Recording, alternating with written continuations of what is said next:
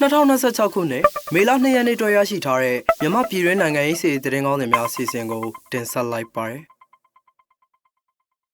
အမျိုးသားညီညွတ်ရေးအစိုးရအနေနဲ့အလုံသမားတွေရဲ့အခြေခံအခွင့်အရေးတရဖြစ်တဲ့အဓမ္မခိုင်းစေမှုတားဆီးကာကွယ်ရေးမူဝါဒကိုထိရောက်စွာအကောင့်ထဲပေါ်ဆောင်ရသွားကြမှာဖြစ်တယ်လို့ယာယီသမ္မတဒူဝါလရှိနဲ့ဝန်ကြီးချုပ်မန်းဝင်းခိုင်တန်းတို့ကပြောဆိုထားပါတယ်။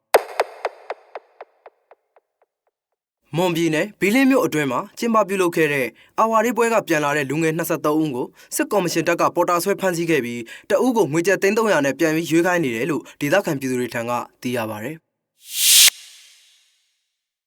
မကွေးတိုင်းစိတ်ဖြူမြို့နယ်ကပ္ပစာ22စက်ရုံကထွက်လာတဲ့စစ်ကော်မရှင်စစ်ကြောင်းကိုတော်လှန်ရေးပူးပေါင်းတပ်တွေကမိုင်းဆွဲတိုက်ခိုက်ခဲ့ရမှာစစ်ကော်မရှင်တပ်သား6ဦးသေဆုံးသွားတယ်လို့စိတ်ဖြူပျောက်ကြားတကူတော်ကြားစိုးကထုတ်ပြန်ထားပါတယ်။မကွေးတိုင်းစလင်းမြို့နယ်အရှိတ်ဘတ်ချမ်းအေယာဝတီမြေနားတလျှောက်ရှိကျေးရွာတွေကိုစစ်တပ်စစ်ကြောင်းကမေလ1ရက်နေ့မှာစစ်ကြောင်းထိုးစီးနင်းခဲ့ပြီးစစ်တပ်ရဲ့စီးနင်းမှုကြောင့်ဒေသခံပြည်သူအချို့တေဆုံးခဲ့ရပြီးကျေးရွာ300မှာလည်းမီးလောင်ပျက်စီးခဲ့ရတယ်လို့ဒေသခံတွေကပြောပါတယ်။ပဲခူးတိုင်းအရှိချမ်းညောင်လေးပင်မြို့နယ်ပိန်းစလုံးမြို့ကံကလေးကျေးရွာအုပ်စုရွာမကျေးရွာအထွတ်မှာရှိတဲ့စစ်ကော်မရှင်ရဲ့စစ်ဆေးရေးဂိတ်ကိုတိုက်ခိုက်ခဲ့တယ်လို့ Spring Warrior Column ကထုတ်ပြန်ပြောဆိုထားပါတယ်။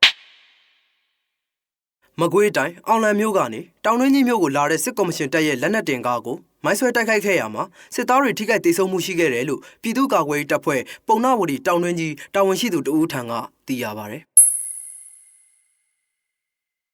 ချင်းပြည်နယ်ကံပက်လက်မြို့နယ်ကျင်တွင်မြို့ကမုံချောင်းတရကိုစစ်တပ်ကတိုက်လေရင်နဲ့ဘုံကျဲတိုက်ခိုက်တာတွေထပ်မံပြုလုပ်ခဲ့လို့ချင်းတော်လိုင်းရဲဘော်2ဦးကြာဆုံးခဲ့တယ်လို့ဒေသခံသတင်းရင်းမြစ်ကသိရပါတယ်။